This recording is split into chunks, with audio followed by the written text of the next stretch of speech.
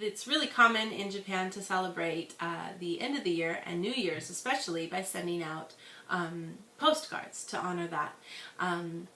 And kind of on the flip side, we also do that sometimes during the summer, but you find it's definitely a tradition that's dying out. You don't see very many people who do it anymore. The post office tries desperately to push to sell their summer themed kinds of postcards, but nobody buys them.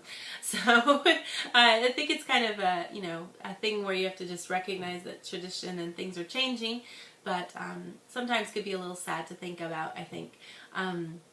One person I know we do usually sometimes get one from is my daughter's teacher. She'll send one while we're on summer vacation, and or he, and then my daughter will write one back.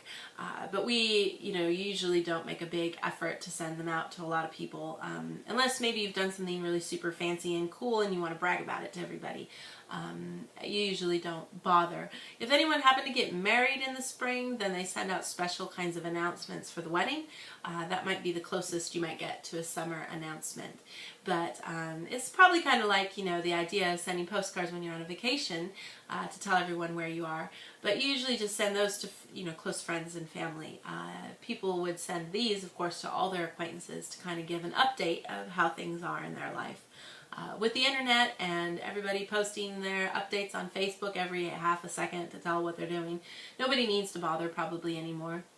Everybody knows what everybody's doing anyway, so the need to know even more is kind of gone. But they used to be fairly common to buy, and you'd put pretty pictures of where you visited for your holiday and pictures of your kids and stuff like that.